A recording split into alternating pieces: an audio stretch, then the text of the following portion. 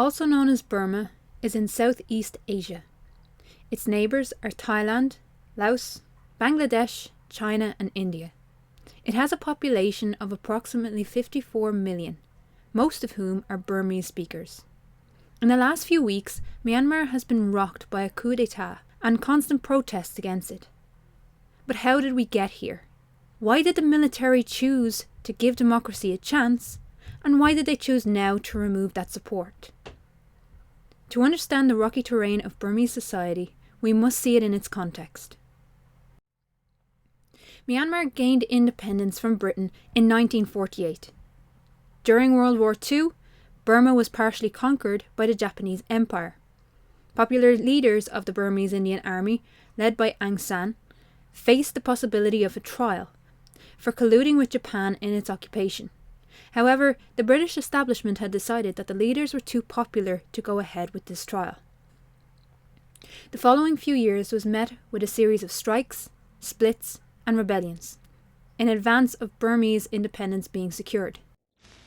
My colleagues and I have come to London in response to the invitation of His Majesty's government in order to discuss the constitutional questions of Burma. The demand of our people is complete independence. And before that independence comes, through a constituent assembly elected by the nationals of Burma, we want to have an interim national government with full authority. We want also the peoples of what is called the frontier areas to have the same freedom with us simultaneously and join hands with us. Aung San himself was assassinated just 6 months before full independence was made official. Because of this rough start, there was a rift between the political elites and the armed forces. The armed forces believed that they were the only group organised enough to bring the more than 160 groups together under one nation. The saving of Burma came with a heavy price. What would follow is 5 decades of military rule. On March 2nd, 1962, Ne Win seized power in a coup d'etat. Under the Burma Socialist Programme Party, Win became the head of state as chairman of the Union Revolutionary Council, and also later Prime Minister. The coup was characterised as bloodless by the world's media.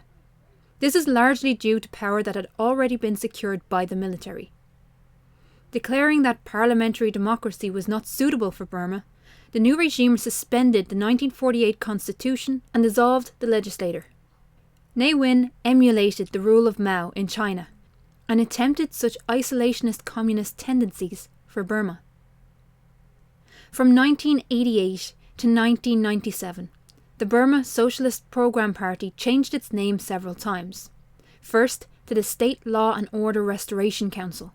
Although the regime retreated from the totalitarian Burmese way to socialism of the BSPP when it took power in 1988, the regime was widely accused of human rights abuses. This most notably included the brutal repression of student protests, which saw over 3,000 people lose their lives.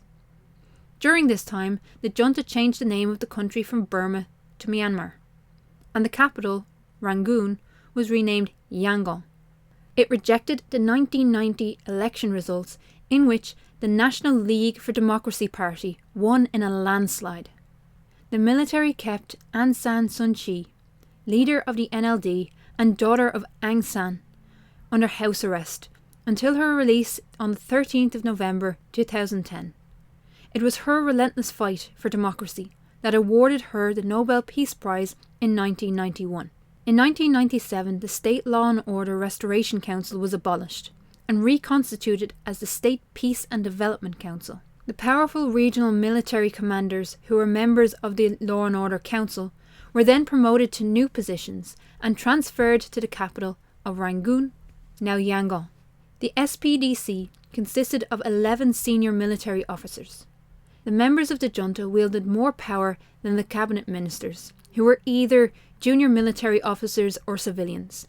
The exception to these cabinet ministers was the Defence Ministry portfolio, which was in the hands of the junta leader Than Shwe. On the 15th of September 1993, it established the Union Solidarity and Development Association, which was replaced by the Union Solidarity and Development Party in March 2010, just in time for fresh elections. In 2008, the SPDC announced a new constitution as part of its Roadmap to Democracy programme. Contained in this constitution was the requirement for 25% of the seats to be filled by the military. An election law was enacted in order to exclude ex-prisoners from becoming members of registered political parties. The National League for Democracy boycotted the 2010 elections. If they decided to register, it would have had to expel half of its leading members, all of whom were imprisoned at some point.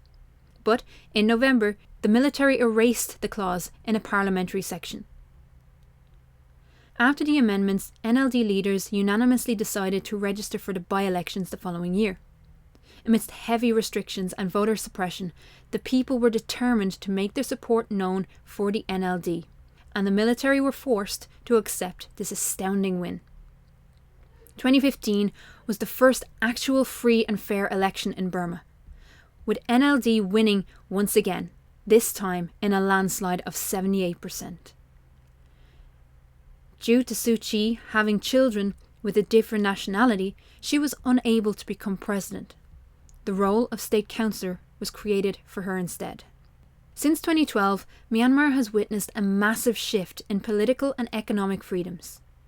Increases in wages, relaxed press and internet censorship laws, rights for workers to unionise, anti-corruption and better tax laws are included in these reforms, although most of these freedoms fall well below international standards. Freedom, however, didn't reach everyone. The main religion in Myanmar is Buddhism. There are many ethnic groups in the country, most of whom are recognised. During the fight for independence, Rohingya Muslims were one of the few groups not to be awarded protected status. The law established 3 levels of citizenship. The most basic level, naturalisation, required proof of family living in Myanmar prior to 1948. The Rohingya generally lacked such documents, so their families were initially denied citizenship. From the 3 levels of citizenship that the law has, the Rohingya people can apply to 2, but it is generally difficult for them to attain any sort of citizenship. Since 2012, there have been a series of attacks on Rohingya Muslims and Hindi. These attacks turned into massacres by 2015, with shallow graves being found on the borders. Since the crackdown on these communities, the figure of Rohingya refugees is well over 900,000. Most of these groupings fled to neighbouring Bangladesh for safety. Aung San Suu Kyi has been particularly criticised for her inaction and silence over the issue, and for doing little to prevent military abuse. In 2012, she told reporters that she didn't know if the Rohingya could even be regarded as Burmese citizens. She repeated this sentiment in 2016, refusing to condemn violence against the Rohingya, and denied that Muslims in Myanmar had been subject to ethnic cleansing.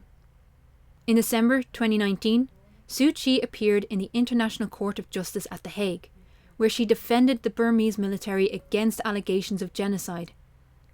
More than 30 police stations and villages and 1 military base had been attacked before sunrise in a highly coordinated fashion by an organized armed group operating along a densely forested hill range that provides ample opportunity for hiding. Mr. President, please allow me to clarify the use of the term clearance operation, Nemye Shinlenye in Myanmar. Its meaning has been distorted. As early as the 1950s, this term has been used during military operations against the Burma Communist Party in Bogor Range. Since then, the military has used this expression in counterinsurgency and counterterrorism operations after attacks by insurgents or terrorists. Please bear in mind this complex situation and the challenge to sovereignty and security in our country when you are assessing the intent of those who attempted to deal with the rebellion. Surely, under the circumstances, genocidal intent cannot be the only hypothesis. In a speech of over 3,000 words, Suu Kyi did not use the term Rohingya once in describing the ethnic group. She stated that allegations of genocide were incomplete and misleading. She claimed that the situation was actually a Burmese military response to attack by militia groups. She questioned how there could be genocidal intent when the Burmese government had opened investigations, and also encouraged Rohingya to return after being displaced. Not many Rohingya chose to return to Myanmar. Despite international condemnation over the treatment of certain groups in Myanmar, the NLD won the 2020 election by 83%. The military, once again, rejected this result. On February 1st, 2021, the militia made their move. It declared that the results of the 2020 general election was invalid due to fraud, and stated its intent to hold a new election at the end of a one-year state of emergency.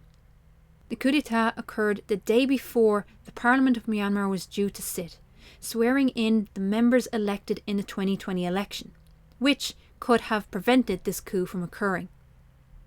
The President and Aung San Suu Kyi were both detained, along with their ministers, their deputies, and members of Parliament. They were all back under house arrest. Since the coup started, citizens across the country have come out on the streets in protest against the coup. The internet has now been restricted and even cut off in certain parts of the country. This has not slowed any of the protests. In fact, the protests have now reached tens of thousands, and strikes have started in the public sector. The civil disobedience has been noisy and creative in the face of armoured vehicles and rubber bullets. The latest demand is the complete removal of the military from the Parliament, and for those responsible for the coup to be held accountable. Ms Suu Kyi originally faced 2 charges of illegally importing walkie-talkies and violating Myanmar's natural disaster law. But a further few charges have been added since. She was accused of using illegal communication equipment and causing fear and alarm. With more charges being placed upon the leaders of the elected government weekly, and protests becoming more sustained in strike action, what can the future hold for Myanmar and its people? And what does it teach the rest of the world about the fragility of democracy?